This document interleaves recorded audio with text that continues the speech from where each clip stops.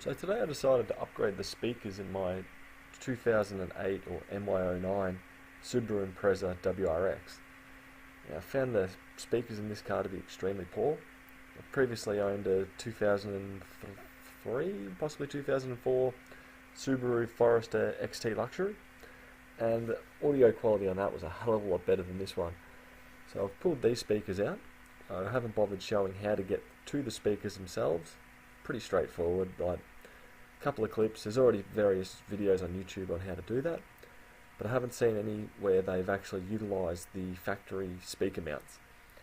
So as you've seen here, I'm bending back the foam, and there's about five Phillips head screws hidden in there. And all up, this took me about 10 minutes to do. Required a drill, scissors, tin snips, or just wire cutters, preferably a soldering iron, or definitely a soldering iron in the mix, and also a couple of solder tips that you're willing to sacrifice. So as you can see here, I've taken out all the screws, and now I'm trying to just pry it open. Top half can come off, and then the bottom half can come off too. With this as well, I didn't have to cut any of the factory loom. I was able to solder directly onto the mounts, or the plastic mount already has a wiring already there, so I was able to solder directly onto that. It does take me a little bit in this video just because my soldering iron, the tip on it was just buggered, and what didn't really seem to be transferring heat, which with a decent one or a decent tip you should be fine.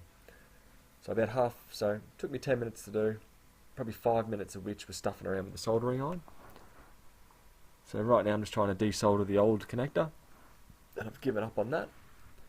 So I've just decided to use the wire cutters, cut off the wiring itself, and there we go. We're left with one old speaker.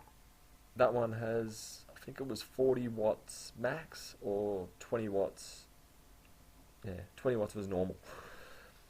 So not overly a powerful speaker, and in this particular video I'm replacing it with a pair of Alpine Type S speakers. I can't remember, I think the model number is 610. I've had them for some years. I used to have them in my old CRX, which you can see in the background's the black two-door car Honda. It's behind me. And they started playing up in there. I ripped them out, replaced the speakers, and then discovered it was the wiring in the actual car.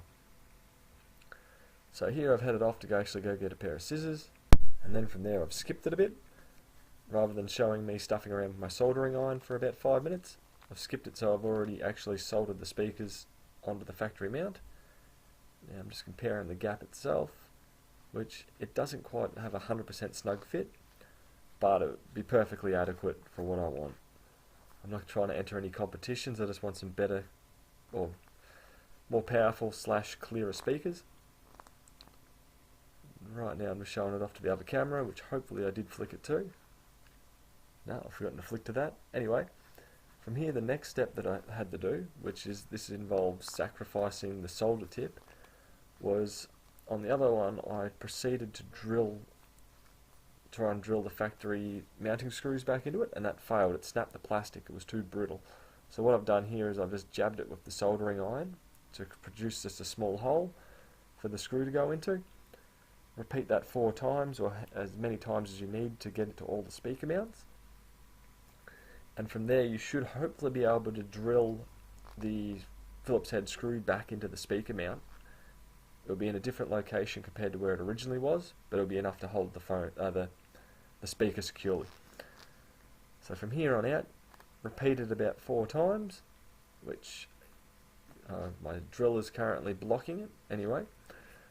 Repeat that as many times as you need on all mounting points, drill the Phillips screw in, and from there you should essentially be right to complete the reinstall of your upgraded speaker using the factory mounting system.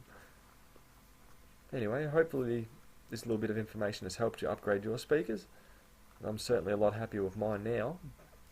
And originally I thought there was 5¼ inch speakers in and I had to get adapters.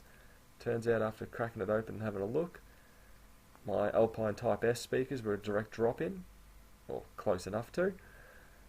And yeah, anyway, I hope this helped you. Catch you later.